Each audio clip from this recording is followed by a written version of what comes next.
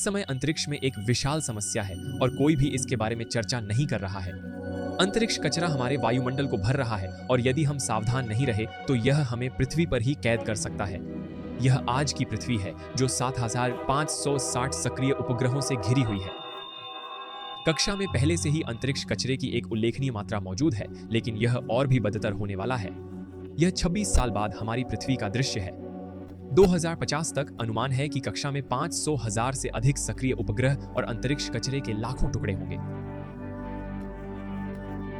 यदि हम सतर्क नहीं रहे तो इससे हम पृथ्वी पर ही फंस सकते हैं, क्योंकि मलबे के बीच से रॉकेट उड़ाना बहुत जोखिम भरा होगा। 1957 में हमने पहली बार उपग्रहों और रॉकेटों को अंतरिक्ष में प्रक्षेपित कर सितारों तक पहुंचने का प्रयास शुरू किया। तब से हमने 14,000 से अधिक उपग्रहों को कक्षा में स्थापित किया है और 6,300 सफल रॉकेट प्रक्षेपण किए हैं। यह निश्चित रूप से शानदार है, लेकिन इसकी एक कीमत है। 630 से अधिक विस्फोट, टकराव या अन्य अनियोजित घटनाओं के कारण हमारे अंतरिक्ष यान कक्षा में नष्ट हो गए हैं। इससे अंतरिक्ष में मलबा बनता है।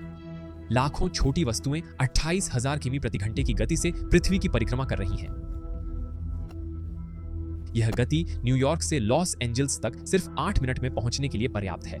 वर्तमान में 10 सेमी से बड़ी 56,500 वस्तुएं, 1 से 10 सेमी के बीच 1 मिलियन वस्तुएं और 1 मिमी से 1 सेमी के बीच 130 मिलियन वस्तुएं मौजूद हैं।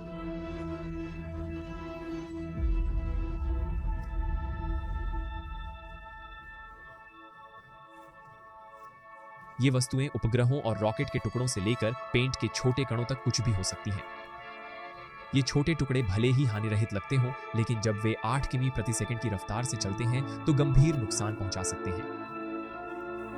निम्न पृथ्वी कक्षा में स्थित उपग्रह हमारे टीवी, इंटरनेट, जीपीएस और मौसम निगरानी सेवाओं को नियंत्रित करने में मदद करते हैं। ये पृथ्वी पर रोजमर्रा की जिंदगी के लिए अत्यंत महत्वपूर्ण है और अब खतरे में है, और वहां कुछ बहुत ही गंभीर वस्तुएं हैं जो नुकसान पहुंचाने के लिए तैयार हैं। रॉकेट के 1000 से अधिक ऊपरी चरण वर्तमान में पृथ्वी की परिक्रमा कर रहे हैं। ये स्कूल बस से भी बड़े धातु के टुकड़े हैं जो हजारों किमी प्रति घंटे की रफ्तार से चल रहे हैं। यह एक बहुत बड़ी चिंता का विषय है। यह एक बेहद गंभीर समस्या है। मुझे सबसे ज्यादा चिंता इस बात की है कि यह तो सिर्फ शुरुआत है।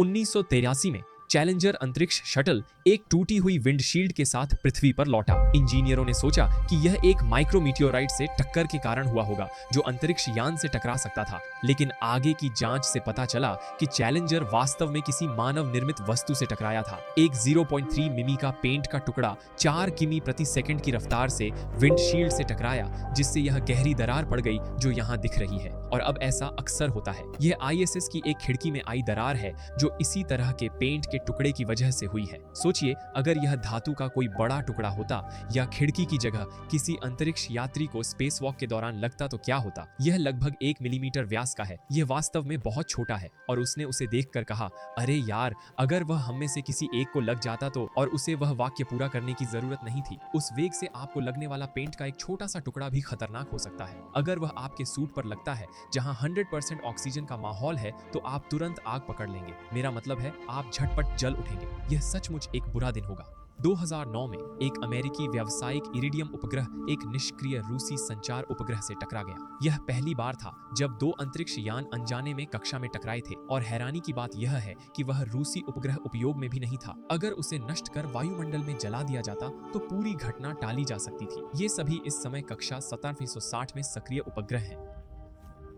इनका उपयोग किसी भी काम के लिए नहीं किया जा रहा है और ये बस पृथ्वी की परिक्रमा कर रहे हैं, वायुमंडल में जलने का इंतजार कर रहे हैं।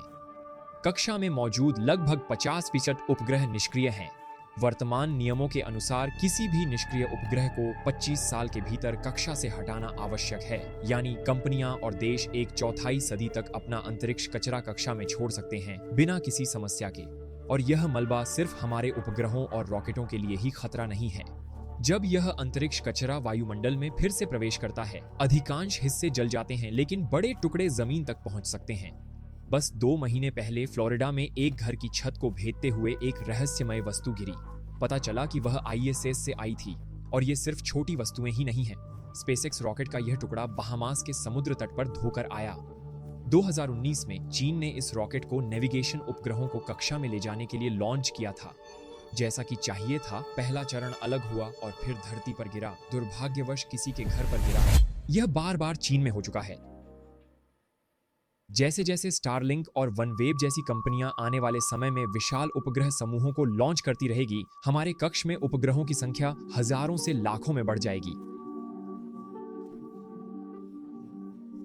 यह हमें ऐसे भविष्य की ओर मोड़ेगा जहां हमारे कक्ष अंतरिक्ष कचरे के लाखों खतरनाक टुकड़े होंगे और शायद अरबों उपग्रहों को नष्ट करने में सक्षम छोटे छोटे टुकड़े होंगे।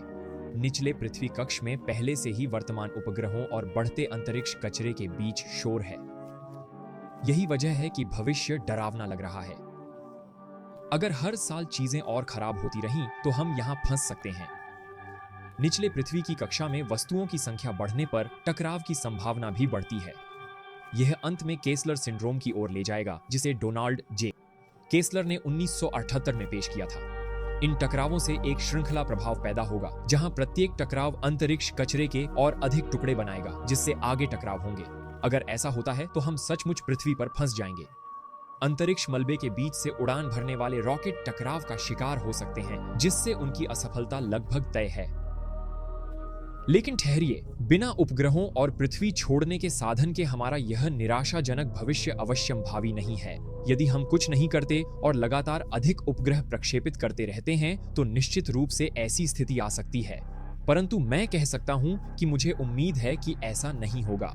इस समस्या के गंभीर होने से पहले हमारे पास कम से कम कुछ दशक का समय है। 2030 तक निम्न पृथ्वी कक्षा में हमारे उपग्रहों की संख्या आज से 6 गुना अधिक होने की उम्मीद है। इसके निश्चित रूप से परिणाम होंगे, लेकिन मुझे यह जानने की उत्सुकता है कि यदि हम अंतरिक्ष कचरे की समस्या को हल भी कर लें तो क्या ये सभी प्रक्षेपण और नए उपग्रह भू आधारित खगोल विज्ञान को प्रभावित करेंगे। हमारी जमीन की वेधशालाएं क्या अभी भी कुछ देख पाएंगी या नए उपग्रह नक्षत्रों से वे तबाह हो जाएंगी। ध्यान दें, हबल जैसी दूरबीनें, शायद सबसे प्रभावशाली दूरबीनें, हमें गहरे ब्रह्मांड की दृश्य प्रयोगकर्ता दूरबीनें पृथ्वी के आसपास घूमती वातावरण में कहां उन्हें खुद टकराने का खतरा है। लेकिन जमीन पर दूरबीनें क्या? हम जब और उपग्रह लॉन्च करते हैं, क्या यह हमारी टिप्पणियों के लिए वास्तविकता बनती है? स्टारलिंक प्रतिबिंबित उपग्रह प्रकाश की धारियां वेधशाला की टिप्पणियों को रोकता है। चिल्ली में एक दूरबीन बन रही है। वेरा रूबिन वेधशाला खगोल विज्ञान का क्रांतिकारी 10 साल का दक्षिणी आकाश सर्वेक्षण, 2200 मेगापिक्सल कैमरा, पूरे आकाश का इमेज हर 3 रातों में। वेरा रूबिन क्या देखेगा?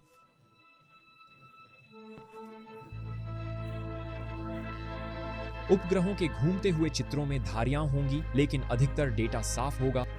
समय के साथ जैसे और अधिक उपग्रह होंगे, उपग्रहों के प्रक्षेपण के साथ इन धारियों की संख्या छवियों में बढ़ती जाएगी जब तक वे अपरिहार्य न हो जाएं। एक बार जब आकाश में 1 लाख उपग्रह होंगे तो हर छवि में कम से कम एक उपग्रह की लकीर होगी जो ब्रह्मांड की सबसे दूर की वस्तुओं को देखने में बाधा डालेगी।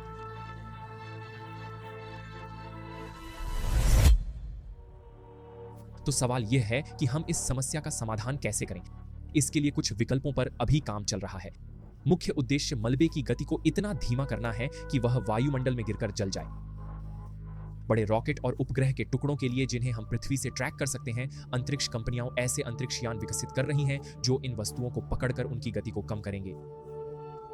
वे विशाल जालों या उन्हें हुक लगाकर वायुमंडल में खींचकर ऐसा कर सकते हैं, लेकिन ये छोटे टुकड़े एक अलग तरह की चुनौती पेश करते हैं। मेरा मतलब है, हम इतनी तेजी से परिक्रमा करने वाले धातु और पेंट के 13 करोड़ छोटे कणों को आसानी से नहीं पकड़ सकते। विशाल स्वीपर जैसे विचार जो उन सभी को सड़क सफाई मशीन की तरह इकट्ठा करेंगे, प्रस्तावित किए गए हैं, लेकिन नासा ने कहा है कि यह विकल्प बहुत महंगा है। तो यह अभी भी अनिश्चित है कि हम इन छोटे छोटे टुकड़ों से कैसे निपट सकते हैं, और यह मेरा पसंदीदा है। कंपनियां वर्तमान में 1 से 10 सेंटीमीटर आकार के अंतरिक्ष कबाड़ के टुकड़ों की कक्षा को स्थानांतरित करने के लिए लेजर के उपयोग का विचार खोज रही हैं। वे लेजर का उपयोग या तो वस्तुओं को वायुमंडल में नीचे धकेलने के लिए कर सकते हैं जहां वे जल जाएंगे, या ऊपर जहां वे उपग्रहों से टकराने के कम जोखिम में हैं। इस तकनीक को विकसित करने वाली दुनिया भर में कई कंपनियां हैं। इसलिए अगर आप चाहते हैं कि मैं एक कंपनी का दौरा करूं ताकि मैं आपको दिखा सकूं कि अंतरिक्ष लेजर वास्तव में कैसे काम करते हैं, तो कृपया कमेंट में बताएं।